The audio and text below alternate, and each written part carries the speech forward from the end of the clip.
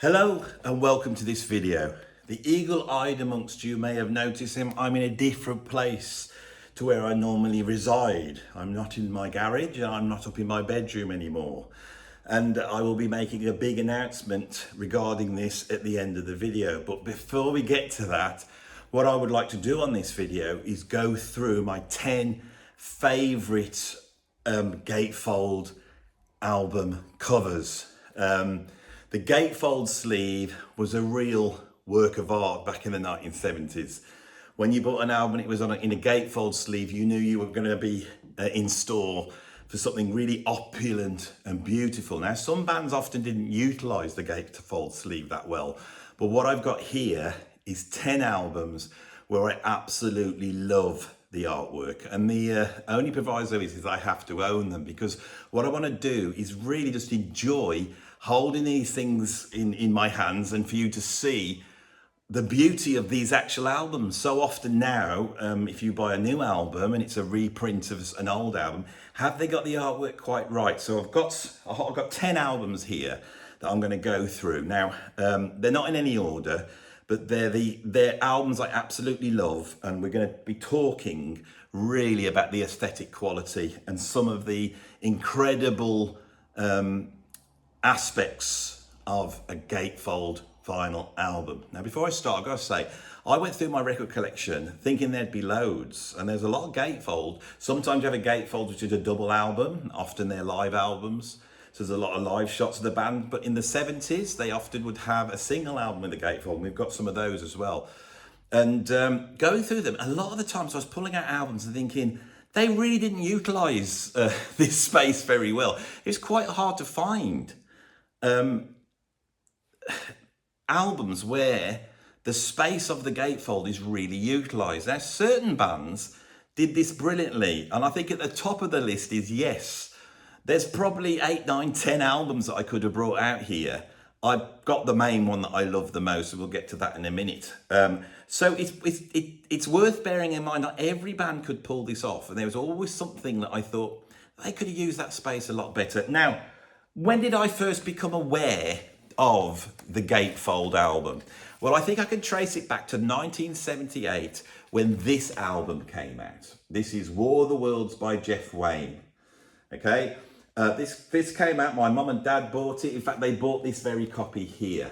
And for me and my brother, holding this in our hands, putting the record on, and that sort of progressive rock thing which we love, where it starts to tell a story, and then you could hold this in your hands. And we've got to remember, this is a sizable piece of art, especially when we open it out. Look at that. Right, so what we have here is an incredible illustration of War of the Worlds. And part of the art form of the Gatefold, I feel, is to have a beautiful cover there, but then when you open it up, it still maintains its beauty. So that's quite hard to do, to have a picture that will go right across and work in both aspects. This is absolutely a perfect example of this, and it tells a story. And if we open up inside, they've done precisely the right thing, I feel, and they have utilized that space entirely for a big piece of art. And if we think about it, we often see art on a little tiny screen on our computer or phone, or maybe we can look in a book, but we never really see pieces of art at this size unless we bought them and stuck them on their wall. So this is a wonderful thing here. Now, of course, this album came with a booklet, and I pulled it out this morning before I started on this video, and I thought, God, me and my brother thumbed this so much that it's now falling apart. But there's all the people involved. I'm not going to talk about this album. I've talked about this album elsewhere. I really want to talk about the artwork. And I can remember as a kid being fascinated by some of these big pieces of artwork, especially this one. Sorry about this, it's all falling apart. It's all falling apart. Here I am trying to be all professional in my new studio, my new YouTubing studio, and it's all, look at it, I'm still rubbish, right? So can you see that? Isn't that something else? That's the death of the aliens, whatever you call these things that they walk around in, being destroyed by the natural elements, in this case, the birds pecking away at them. This booklet is full of incredible artwork, and this is where I really came to love this sort of thing. Of course, this is a dying art now. People don't do this anymore. This album, All the Worlds, actually sold in the UK, I think about 10 or 12 million copies. It was a huge thing.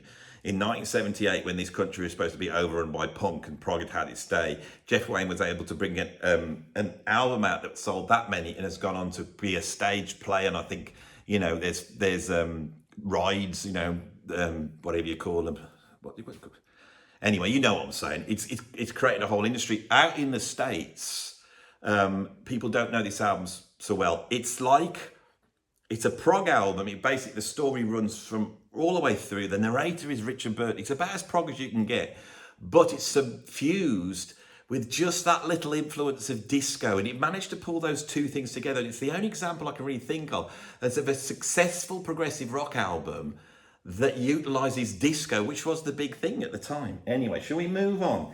Here's something very strange, right? I pulled this one out. Now, this is another band where I could have pulled out many of their covers. It is Led Zeppelin, and originally I was going to go for Houses of the Holy, but I thought, I don't know whether YouTube will, you know, look upon that cover and maybe, you know, not let me put it out or whatever. So I went for this one because this was much more interesting, right? This is my copy of Led Zeppelin 3. A very psychedelic cover, all bubbly writing and lots of detail. There's a sort of montage of the band on the back, which I absolutely love. And I always, as a kid, thought that Robert Plant looked pretty incredible there. Look at his hair there. And when we open it up inside,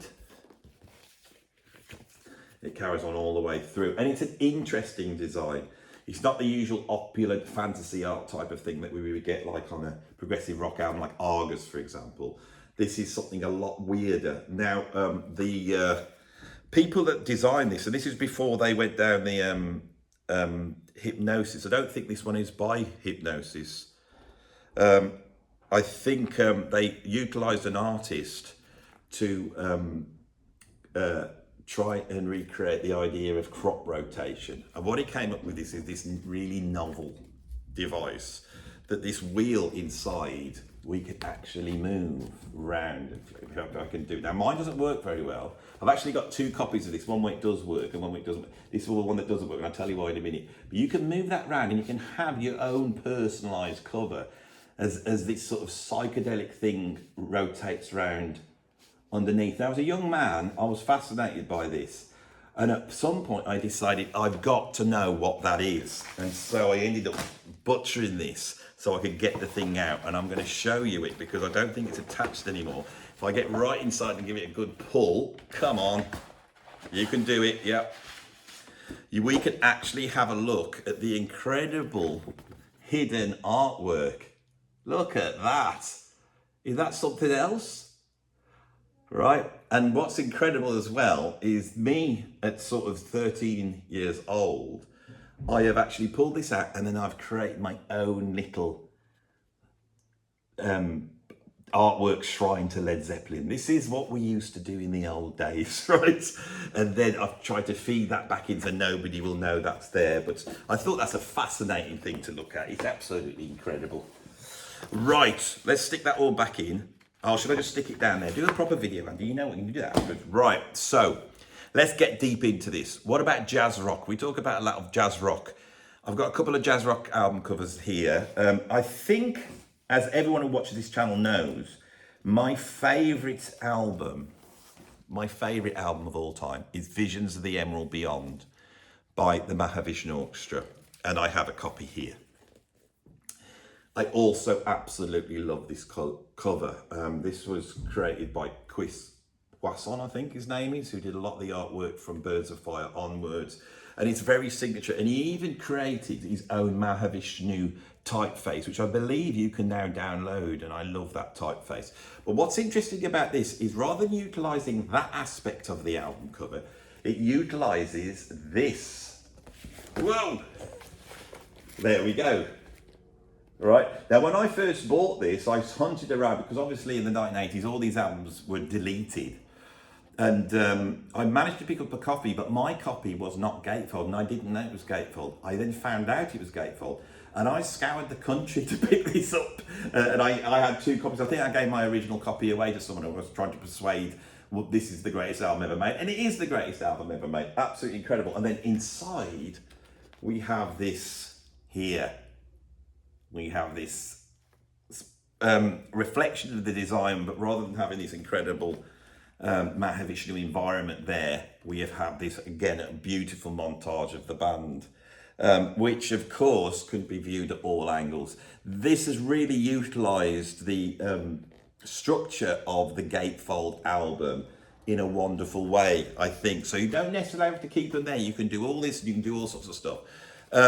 I think when it came out and it was no longer Gatefold, it came with this here, right? And that's from my old album, and I've actually stuck it, so I've got both. That's got all the details on, because the details on this album are inside.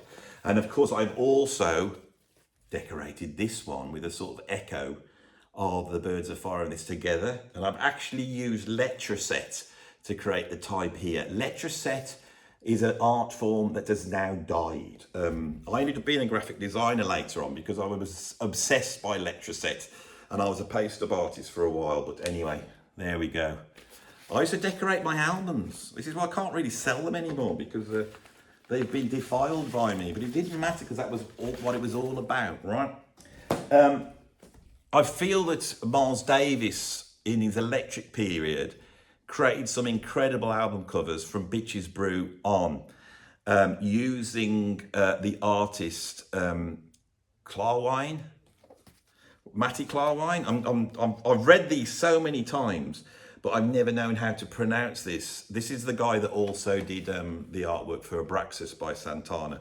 But by far my favourite one is this, Live Evil. Now this utilises the Gatefold again in a really novel way.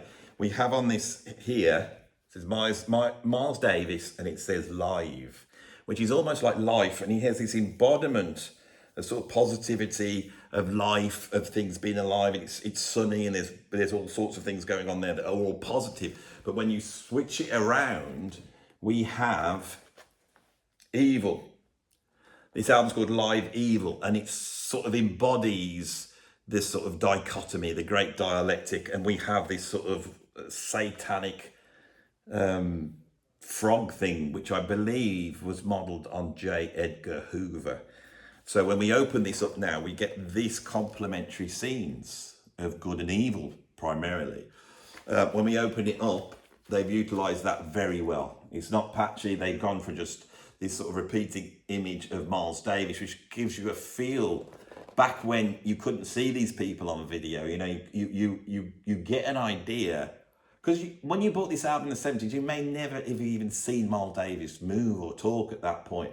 And this gives you an indication of Miles' personality. He's obviously having a conversation or something, and you can see all the different expressions from, look at this one. That's your hostile Miles. And then we have this great, happy Miles. There's all the different types of Mileses on there.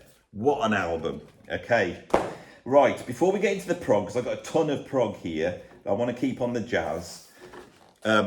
This album is an example of not having artwork, of having photography, and being able to create a big photograph on the cover and then utilise that. And I think this is really brilliantly designed. It's from the 1960s, and it is Chico Hamilton, the dealer.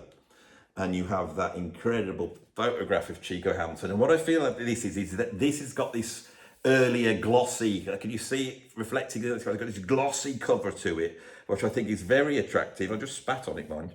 I think all this, the typeface here and the colours all complement that. And then this green that is coming out here, which is quite electric, they've taken off to the back cover, and we have that incredible picture of Larry Coryell on the first album he ever played on, about to invent jazz rock fusion. Right, so this is all very, very attractive. And then inside we have that sort of 1960s, where we've got like a little essay or some notes about it.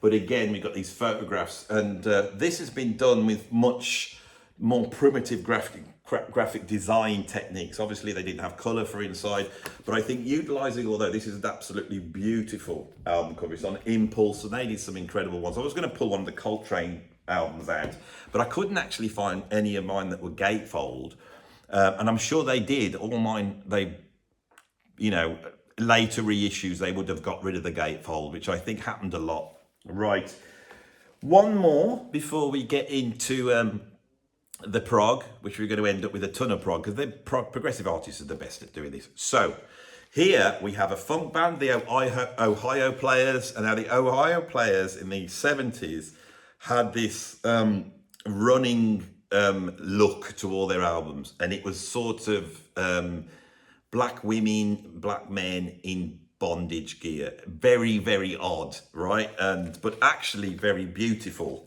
in the way that they were presented. I think these album covers are absolutely wonderful. I've got quite a few. My favourite by far is this one, Ecstasy.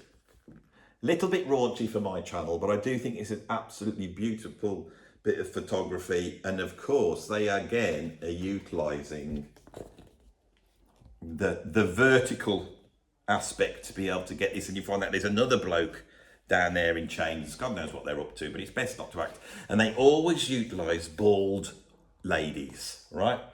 This is so strange, but I feel it works. It's very tasteful. And inside, you get a shot of the live band up there, all the details down here, and then these sort of straps here. Looks like, you know, it's something you find in the bottom of Judas Priest's cupboard, isn't it? Beautiful. I'm going to move on from that. So let's get into some prog. Right, so what have we got here? I've got 4. Let's just start at the peak. Possibly the greatest Grateful Dead. Come on, Andy. You just because you're in your new place doesn't mean you have to lose your ability to do it. You've lost it, haven't you? It's put me off. This big space, weird being in here. I don't feel cosy. But it's got a stateliness about it. We'll get onto that in a minute. Possibly the greatest Gatefold album cover of all time. Here it is. If I was going to have a number 1, it would be this one. And of course it's by Yes. And it's a Roger Dean cover. And it's Relaya. This for me is the peak. Absolutely incredible. And you can see that is just absolutely beautifully composed, isn't it? Absolutely perfect. Trying to create a composition in a square is difficult, because artwork either wants to stretch out and have a sort of landscape aspect to it, or it wants to sort of have a portrait aspect to it. And then with our Ohio Players, you can see it's vertical because we've got a portrait. With this as a square, it's hard to actually create something that actually is aesthetically pleasing from a compositional point of view.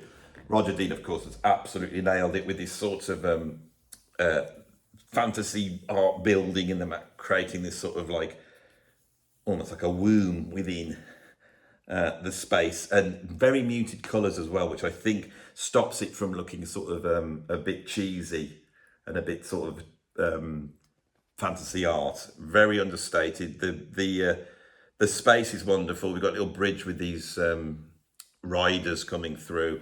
We've got the incredible Yes logo, and then the Relaya is in a different typeface, obviously Roger Dean's design, which is complements it brilliantly. But of course, when we open it out, we get the whole thing, the whole works. And by placing that snake in the foreground and then balancing it, so this also works absolutely beautifully. And the way that he is, this is offset. If this was going up the middle here, it wouldn't work. It would just feel like a picture that's been chopped down the middle. But the weight's over to the left.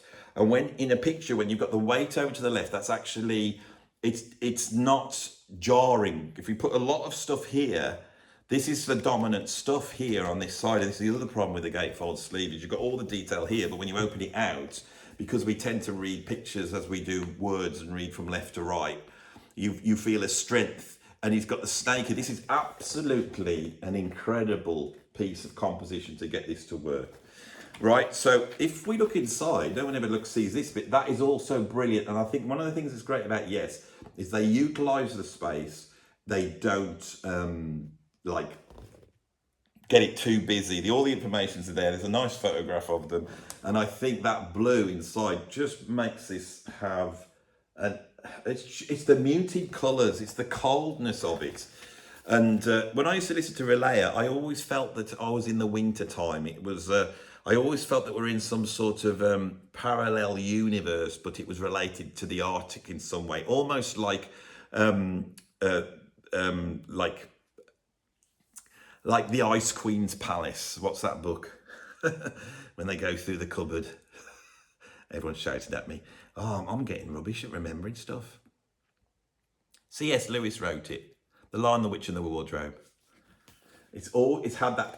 This has got that aspect to it. Absolutely incredible. I'm going to gush about this album. Of course, one of Yes's greatest albums, probably their most out there album. It's the album where they started pulling in influences from the Mahavishnu Orchestra and jazz fusion.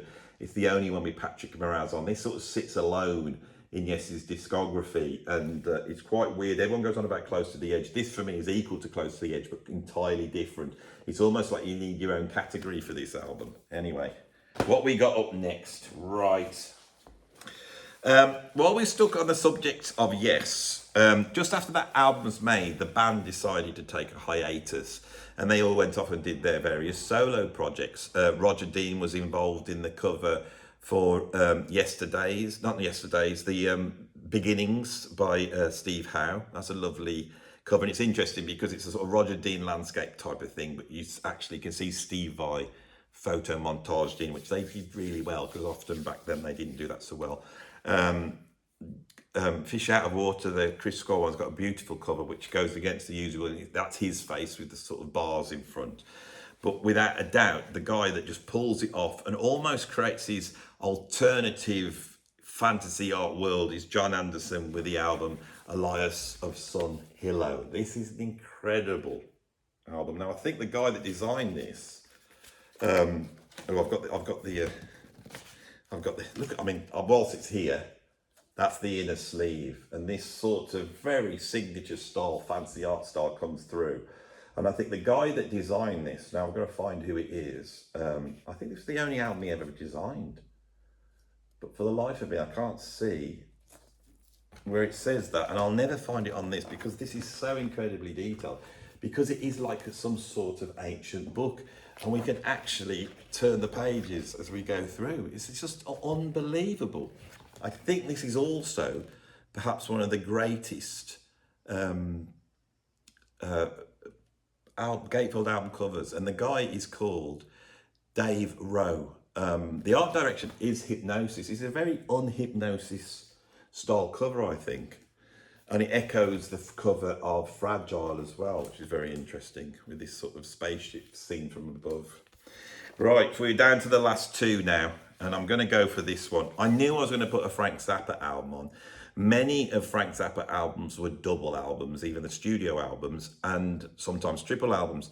He often had a gatefold with those albums, and he would often have a gatefold even if it was a single album cover. There's so many ones to pick from, but I think I'd have to go for one of the Carl Schenkel album covers, because he almost seemed to sit in a brilliant symbiosis of being able to portray Frank's music in visual form, and I think he never did it any better than on this Burnt Weenie Sandwich. And what we have here is it's basically ugly things arranged to look beautiful, right? The stereo is just brilliantly utilized here. We have Burnt Weenie Sandwich in this lovely 70s sort of robot writing. We have the label there, all integrated. And then this little thing here with the weird eyes is Thinking, which I think, doesn't that refer to Absolutely Free? But this is just incredible. And what I love about this is that what is this? It's not even an album cover. Somebody's made this. And there's echoes of Kurt Schwitters, there's echoes of Klaus Oldenburg, Robert Rauschenberg. It's a mixture of abstractness, but also the sort of beginnings of pop art. But it's that sort of almost like Robert Rauschenberg, some of the stuff he did. I think this is an incredible cover. On the back, we have what looks like, is that Jeff Simmons? I'm not too sure. It's one of the mothers of invention, and he's biting on what looks like a tire, and there's another little speech bubble, and it says, "God, this is a tasty little sucker." And we get that. When we open it up inside, echoing sort of Hot Rats for me, we get this montage of Frank Zappa and the band with some incredible photographs Absolutely brilliant with the typeface sort of worked into this into this hand, out of focus hand, that Don Preston's hand here coming in. It's absolutely beautiful with the speech bubble running all the way through. It's just a work of art, isn't it? It's the first time I've spoken about Frank Zappa since Moon Unit announced the autobiography that she's putting out, which is called Earth to Moon, I think. And I've read quite a bit about it. It looks very interesting, and I don't think she's painted Frank or Gail in a good light whatsoever. And I've always been a massive fan of Frank Zappa. My sort of philosophical outlook on the world has come from him. But I feel that the things she's reported are absolutely true.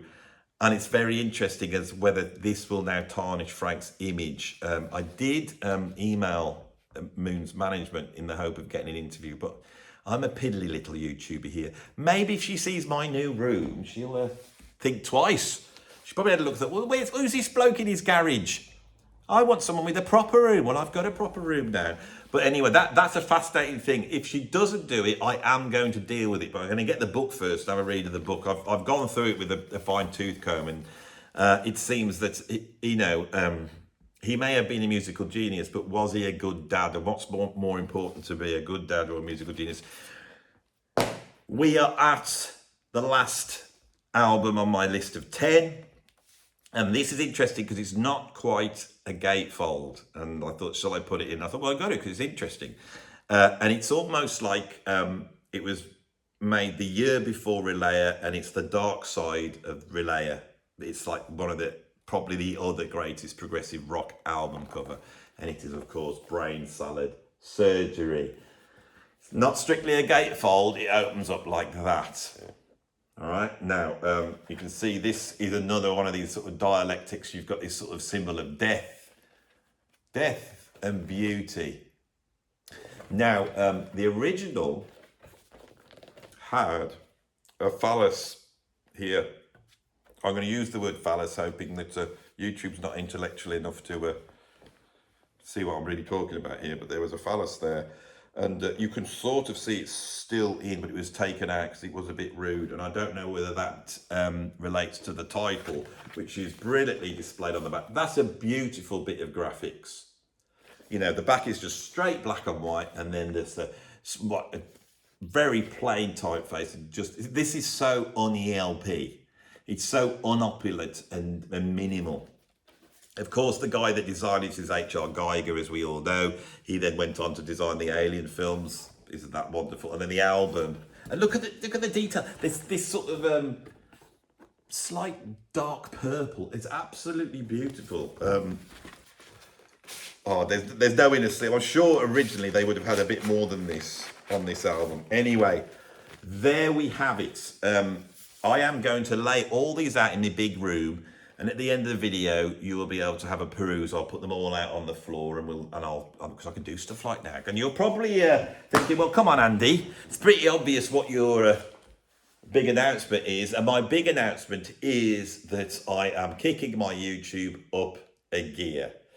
To disassociate with me from riffraff like the Prog Corner and all these other prog YouTubers sat in their house in front of their big record collections, I have gone on better, and I have moved into this incredible space. Now, this is a Victorian space on a factory site in my town. It's been taken over by a charity, and they are setting it up to run all sorts of creative stuff for young people, for people with mental health issues, for people who can't afford to access creativity. Now, anyone who's watched this channel will know how much this is one of my sort of raison d'etre, really. You know, I've been in arts education all the time, and I really feel that for people who don't know how to access art, there needs to be something in their local community, and it can't be a pile of rubbish. It's got to be real, and it's got to have a join up from where they are to the peak and the heights of the industry, right?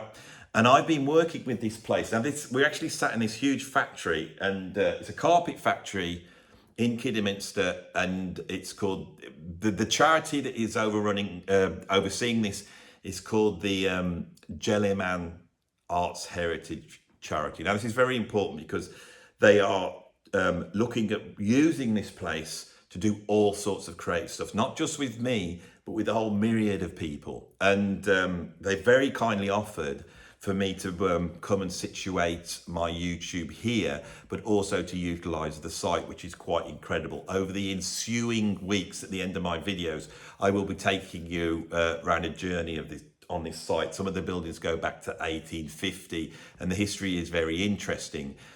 We've got a huge music venue on site. We've got a whole bunch of stuff. There's like a restaurant. Everything is being put in place. Now, charity's taking it over. There's obviously no money coming in at the moment. They're trying to pull off something that will be very useful for the creative world. And I don't just want it to be for the local community. I also want it to be for the national community. So I want to get the word out there about this place. And I'm going to be running all sorts of things in here. I'm going to be utilising this room to do podcasts. You can see I've got my table already and I've got my mics coming, and I'll be able to do proper podcasts in here, bringing in all sorts of different music people to talk about all sorts of different aspects of music.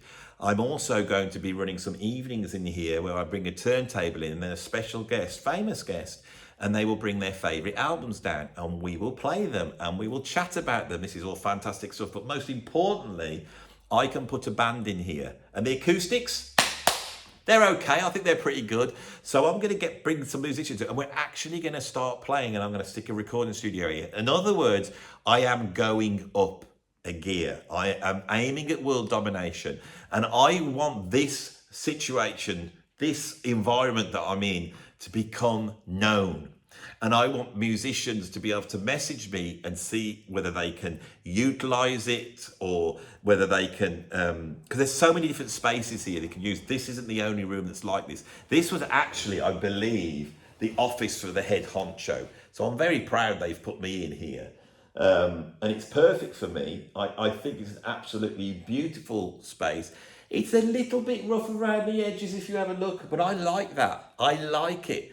It's got a history to it. I am very excited about what's going to be going on here. But of course, as I said, the charity's taking it over, and the next few months are key because there's no money coming in. They've got the place cleared, and they are now trying to get tenants to come in, to get rents to come in, to get some funding to be able to keep this place going. This could be a boon, right? And for you guys that aren't in the UK, hopefully you're going to be seeing a lot of content here, which is far more interesting than what I've been doing so far. So the reason I'm selling it like this, of course, I'm about to ask you to put your hands in your pockets, as I always do. You know, at the end of my video, I say like and subscribe, and if you want to become a patron, I'll put some money in the tip jar. Well, now down below, I have got a link to the charity's donation site, and you can either just put a one-off payment in, just a couple of dollars, couple of pounds, or you could sign up to support them, you know, over the next few months to get them off the ground.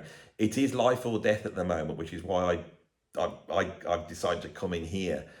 Because of that, you know, to be honest, it's a lot easier for me to just get up and not have to put any trousers on and go and sit in my garage, which is what I've been doing up until now.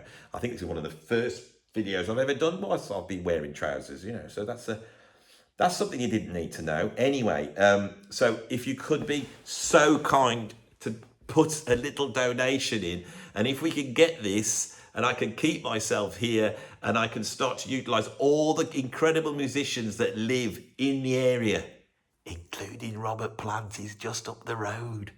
I want him to know about, I want to get him down here and do some stuff. Can you imagine that? We've got a whole host of musicians lined up. I'm not going to tell you who they are, but I'm going to be doing